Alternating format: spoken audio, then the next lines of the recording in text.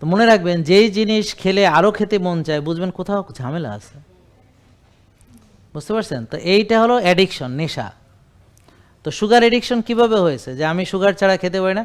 কারণ অনেক দিন ধরে এভাবে আপনাকে অ্যাডিক্টেড করা হয়েছে।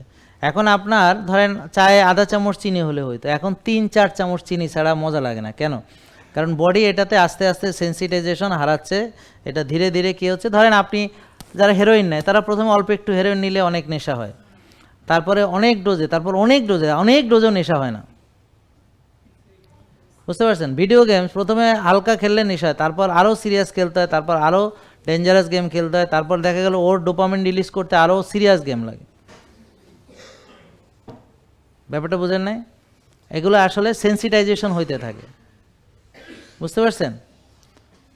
তো ধরেন যে কোনো দিন কোনো মেয়ে দেখে না, হঠাৎ করে একটা মেয়ে দেখলে তার কাছে একটা ওরে বাবা, এরকম আছে নাকি পৃথিবীতে, সুন্দর। আর যে সারাদিন দেখে যে মেয়েরা শর্ট পোশাকে, ধরেন ইউরোপিয়ান কান্ট্রিতে সব সামান্য পোশাকে ও সারাদিনে দেখে, ওটা দেখে ওর কোনো কিছু ওর কোনো কিছু হবে না। তো এভাবে যাদের পর্ন এডিকশন, তারা এগুলো দেখে দেখে স্বাভাবিক তার যে সেন্সেশন, এগুলো নষ্ট হয়ে গেছে। এখন আর তাদের স্বাভাবিক কোনো এই অনুভূতি কাজ করে না। আর সাধারণ জিনিস, নর্মাল জিনিসে তাদের কোনো আগ্রহ নেই, তাদের অ্যাবনর্মাল, আরও সিরিয়াস অ্যাবনর্মাল, আরও ডেঞ্জারাস অ্যাবনর্মালের দিকে তারা চলে যাচ্ছে। তারা হয়ে যাচ্ছে সাইকোপ্যাথ। বুঝতে পারছেন?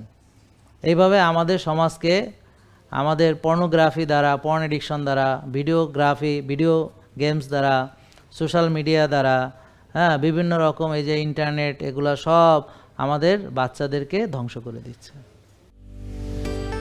জেকে লাইফস্টাইল, ওষুধ মুক্ত সুস্থ জীবন।